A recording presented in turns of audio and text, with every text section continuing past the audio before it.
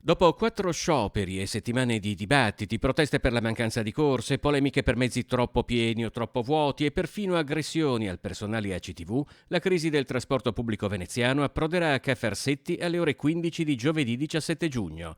Come richiesto dal PD e dagli altri partiti di opposizione, la conferenza dei capigruppo ha inserito il punto problematiche del trasporto pubblico locale e di servizi all'ordine del giorno del prossimo Consiglio Comunale. Non è ammissibile, con la ripresa del turismo e la ripresa dell'economia veneziana, avere ancora l'orario invernale soprattutto per quanto riguarda i vaporetti. Addirittura al Lido, con l'orario estivo dalla settimana scorsa, sono state addirittura tolte corse perché la linea 10 è stata soppressa e per esempio non è stata prolungata la linea 2 che tradizionalmente d'estate arrivava fino al Lido e permetteva ai cittadini veneziani di arrivare al Lido in spiaggia. Anche a Mestre ci sono delle sofferenze rimaste aperte, per esempio la linea 24 non si capisce perché non è stata potenziata come le altre, quindi per esempio nei giorni festivi è rimasta con una sola corsa all'ora.